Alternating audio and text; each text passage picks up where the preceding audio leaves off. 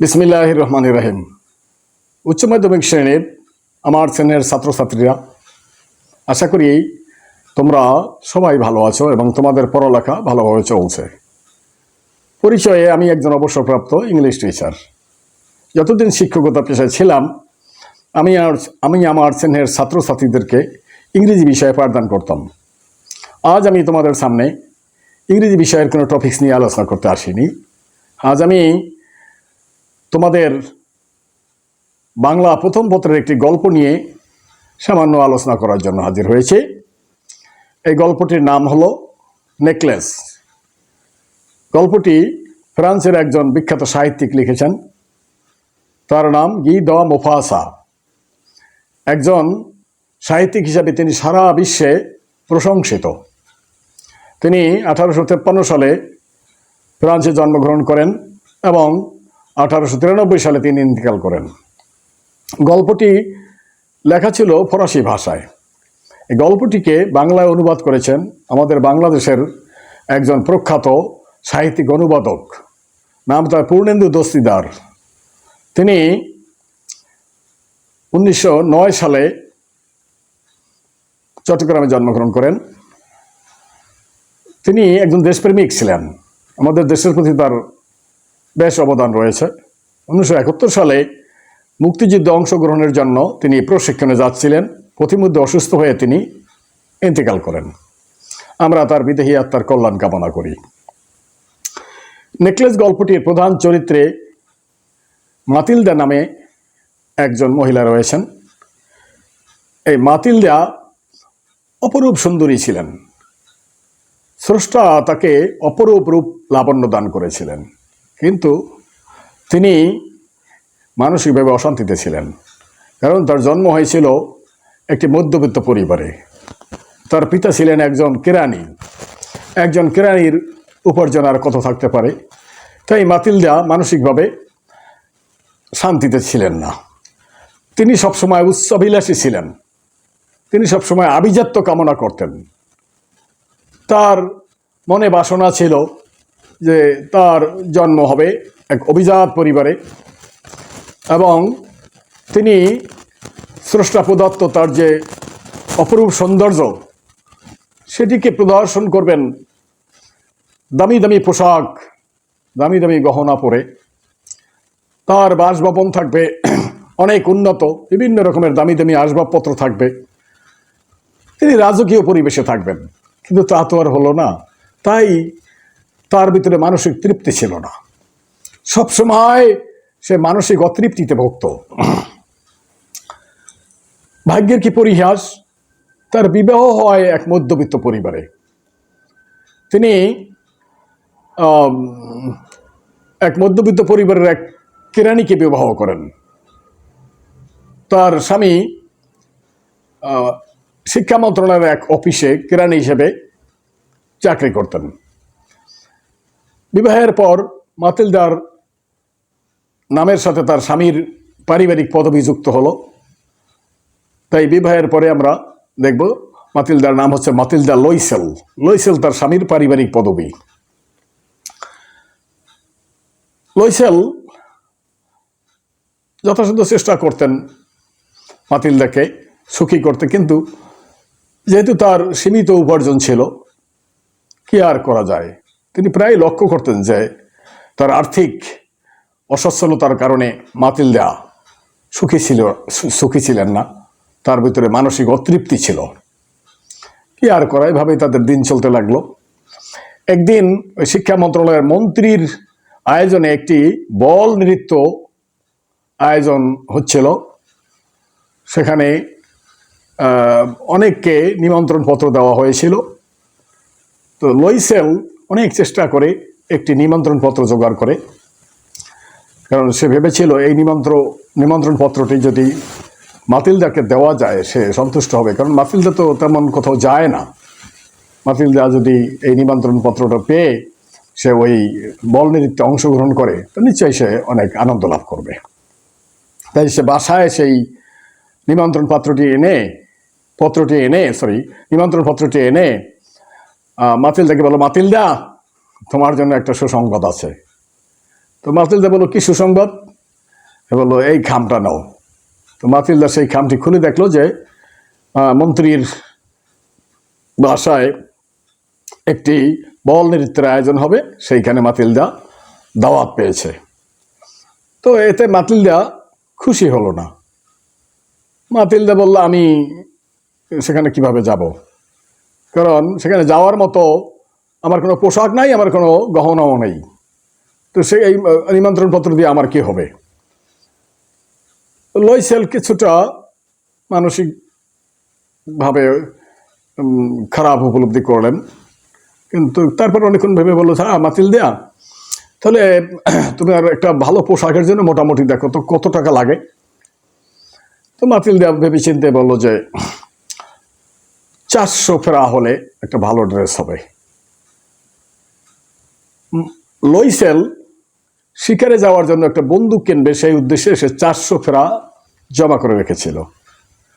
তো স্ত্রীর এ কথায় সে আর বন্দুক কেনার সিদ্ধান্ত পরিবর্তন করে এবং সে এই 400 ফেরা তার স্ত্রীকে মানে মাতিলদাকে দিয়ে দেয়। মাতিলদা এই 400 ফেরা নিয়ে একটি ভালো পোশাকের অর্ডার দেয়।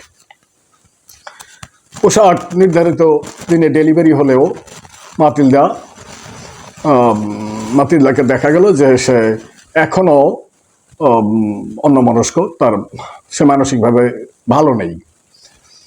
তো লয়সেল জিজ্ঞেস করলো কি হলো তোমার, পোশাক তো পেলে, এখন তুমি আবার তোমার মন খারাপ কেন? তো মাতিলদা বললো যে আমি সেখানে যাব কি করে, একটা পোশাক পরে কি যাওয়া যায় এত বড় একটা ভিআইপি অনুষ্ঠানে?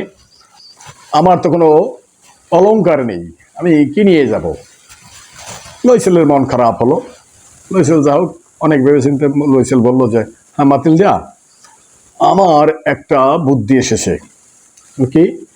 তোমার তো একজন ধনী ঘনিষ্ঠ বান্ধবী রয়েছে, মাদাম ফরেস্টিয়ার, তার তো অনেক গহনা আছে, তুমি যদি তার কাছে গিয়ে বলো তার একটি গহনা তোমাকে ধার দেয়, তাহলে তুমি এই ভালোভাবেই এই নৃত্যানুষ্ঠানে বল নৃত্যানুষ্ঠানে অংশগ্রহণ করতে পারবে। তো মাতিলদা বলল ভালো কথা, তো ঠিক আছে। মাতিলদা মাদাম ফরেস্টিয়ারের বাসায় গেল, গিয়া বলল যে বান্ধবী দেখো, আমি তো এরকম শিক্ষামন্ত্রীর একটি অনুষ্ঠানে দাওয়াতপত্র পেয়েছি, তো তুমি যদি দয়া করে তোমার একটি গহনা আমাকে ধার দিতে আমি উপকৃত হতাম। তো মাদাম ফরেস্টিয়ার বলল যে ঠিক আছে, নো প্রবলেম, আসো তুমি আমার গহনা রুমে আসো। তার গহনা রুমে নিয়ে তাকে তার অনেকগুলো গহনা বের করে বলল দেখো তুমি এর থেকে চয়েস করো, তোমার যেটি ভালো লাগে নিতে পারো। তারপরে সবগুলো দেখার পরে মাতিলদা একটি হীরার হার বা ডায়মন্ড নেকলেস পছন্দ করলো, তার খুব ভালো লাগলো, কিন্তু তার মনে মনে একটু ভয় ভয় লাগলো যে এত বড় একটা দামি গহনা ফরেস্টিয়ার তাকে দিবে কিনা। তবুও সে তারপরে তার কাছে প্রস্তাব রাখলো যে বান্ধবী এই গহনাটা আমাকে দিতে পারবে? তো ফরেস্টিয়ার বলল হ্যাঁ ঠিক আছে, তুমি নিয়ে যাও, কোনো সমস্যা নেই। তারপর সেটি নিয়ে আসলো এবং নির্ধারিত দিনে মাতিলদা ওই মন্ত্রীর নৃত্যানুষ্ঠানে যোগ দেওয়ার জন্য গেল। তো সেখানে মাতিলদার রূপ সৌন্দর্য এত বেশি ফুটিয়ে উঠল যে অনুষ্ঠানের সবার দৃষ্টি তার দিকে, সে ছিল অনুষ্ঠানের সবচেয়ে প্রধান আকর্ষণ। সবাই তার সাথে নৃত্য করতে চেয়েছিল, বড় বড় যারা ভিআইপি ছিল তাদের দৃষ্টি ছিল তার দিকে, এমনকি শিক্ষামন্ত্রীর দৃষ্টিও তার দিকে ছিল। এভাবে প্রায় সারা রাত চলে গেল। রাত 4টার দিকে অনুষ্ঠান শেষ হলো, তখন সে বেরিয়ে আসলো। বেরিয়ে আসার পরে এদিকে তার স্বামী লয়সেল তার জন্য অপেক্ষা করতে লাগলো। এরপরে তারা কোনো বাসায় আসার জন্য ভালো কোনো গাড়ি জোগাড় করতে পারেনি। অবশেষে কোনো মতো একটা কম দামি গাড়ি জোগাড় করলো, সেটায় চড়ে তারা বাসায় ফিরে আসলো। তো গাড়িতে যখন ছিল তখন মাতিলদা মনে মনে ভাবলো নিশ্চয়ই আমাকে অপরূপ সুন্দর লেগেছিল, যার জন্য সবাই আমার প্রতি আকৃষ্ট ছিল। তাহলে আমি বাসায় গিয়ে প্রথমে দেখবো, আমি আয়নার সামনে দাঁড়িয়ে দেখবো যে আমাকে কেমন লাগে। তো গাড়ি থেকে নেমেই সে বাসায় আয়নার সামনে দাঁড়িয়ে, তার একটা চাদর ছিল গায়ে, সেটা সরিয়ে সে তার গলার দিকে তাকালো এবং দেখলো যে তার গলার সেই ডায়মন্ড হারটি নেই। এমনি তার মন খারাপ। লইসেলকে বলল, লইসেল, একটা দুর্ঘটনা, আমার সেই হারটি পাচ্ছি না। শুনে লইসেল তো অবাক, বলল যে তুমি ভালো করে খুঁজে দেখো। সম্ভব সব জায়গায় খুঁজলো, পেল না। এমনকি লইসেলও বিভিন্নভাবে এটা খুঁজে পাওয়ার চেষ্টা করলো। যে গাড়িতে আসছিল সেই গাড়ির নাম্বারও আনা হয়েছিল না। সব কিছু চেষ্টা তদবির করে ওটা পাওয়া গেল না। তখন কি আর করবে, সে তারা সিদ্ধান্ত নিল যে একটা ওই একই ডিজাইনের একটা ডায়মন্ড হার কিনে ফরেস্টিয়ারকে ফেরত দেবে। দেখা গেল যে ওই রকম ডিজাইনের একটা ডায়মন্ডের হার নেকলেস, তার দাম হবে 36,000 ফেরা। বাবা, এত বিশাল অঙ্কের টাকা কোথায় পাবে? তবু যে ফেরত দিতে হবে, কারণ এটা তো ধার করে আনা, না দিয়ে তো কোনো উপায় নেই। তখন অনেক চিন্তা ভাবনা করে লইসেল দেখলো যে তার পিতার রেখে যাওয়া কিছু সম্পদ ছিল, তার থেকে 18,000 টাকা জোগাড় হলো, 18,000 ফেরা জোগাড় হলো। আর বাকি 18,000 ফেরা মানে 36,000 ফেরা দরকার হবে। তো সেই 36,000 ফেরা কোথায় পাওয়া যাবে? তখন ওই বাকি 18,000 ফেরা চওড়া সুদে বিভিন্ন জায়গা থেকে সে কর্য করলো। এভাবে 36,000 ফেরা জোগাড় করে ওই নেকলেসটি কিনে একটা বক্সে করে ফরেস্টিয়ারের বাসায় নিয়ে গেল। ফরেস্টিয়ার রেখে দিল, ওটা আর চেক করে দেখলো না যে সেটা যে অরিজিনালটা, মানে তার থেকে যেটা নেওয়া হয়েছিল সেটি ফেরত দিল কিনা সে যাচাই করেনি। এরপরে হলো যে বিশাল অঙ্কের টাকা সুদের উপর এনেছিল সেটি তো শোধ করতে হবে। এখন এটা কিভাবে করা যায়? তাদের যে বাসাটি ছিল সে বাসাটিও তারা ছেড়ে দিতে বাধ্য হলো। একটা কম দামি বাসায় তারা উঠলো। তাদের বাসার যে পরিচারিকা ছিল, মানে কাজের বুয়া ছিল, সেটি তাদের বাদ দেওয়া হলো। মাতিলদাকে কঠোর পরিশ্রম করতে হলো। বাসার কাপড় কাচা, থালাবাটি ধোয়া, ঘর মোছা, পানি টানা, রাস্তায় ময়লা ফেলা, যাবতীয় পরিশ্রমগুলো তাকে করতে হলো। এবং তার হাজব্যান্ড লইসেল, তাকেও তার নির্ধারিত অফিস ডিউটির বাহিরে বিভিন্নভাবে এক্সট্রা ওয়ার্ক করে টাকা জোগাড়ের জন্য সবসময় চেষ্টা করতে হতো। এইভাবে উভয়ে কঠোর পরিশ্রম করে বিভিন্নভাবে টাকা জোগাড় করে সেই টাকা, যে টাকা ঋণ করেছিল সেই টাকা শোধ করতে সক্ষম হয়। এতে তাদের 10 বছর লেগে যায়। এই 10 বছরের ভিতরে মাতিলদার সেই যে স্রষ্টা প্রদত্ত রূপ, সৌন্দর্য, লাবণ্য কিছুই আর নাই। সে এক বুড়ি এক নারীতে পরিণত হয়েছে। মনে হয় যেন একেবারে অত্যন্ত নগণ্য পরিবারের এক বুড়ি নারী। যা হোক, 10 বছর পরে একদিন মাতিলদা রাস্তায় ঘুরতে বের হলো। হঠাৎ করে সে দেখলো যে ফরেস্টিয়ার সামনে হাঁটছে। তখন সে কাছে গিয়া বলল যে, প্রিয় জেনি, মানে তাকে আন্তরিক বন্ধু হিসেবে, বান্ধবী হিসেবে সম্বোধন করলো। তো ফরেস্টিয়ার তাকে চিনতে পারেনি, কারণ তার সেই রূপ, লাবণ্য, সৌন্দর্য তখন আর ছিল না, সম্পূর্ণ অচেনা মনে হলো। তখন ফরেস্টিয়ার বলল যে, কে আপনি? আমি আপনাকে তো চিনতে পারছি না। মাতিলদা বলল, তুমি চেনো না? আমি তোমার সেই বান্ধবী মাতিলদা, আমি মাতিলদা লইসেল। তো ফরেস্টিয়ার বলল, হাই গড, তোমার এই কি অবস্থা? তোমাকে তো চিনতে পারি, কেন এরকম হলো? তোমার সেই রূপ, লাবণ্য, সৌন্দর্য কোথায় গেল? মাতিলদা বলল, বান্ধবী, সে এক করুণ কাহিনী। তোমার থেকে যে ডায়মন্ডের নেকলেসটি নিয়েছিলাম সেটি আমি হারিয়ে ফেলেছিলাম। তারপরে আমি 36,000 ফেরা দিয়ে অনেক টাকা পয়সা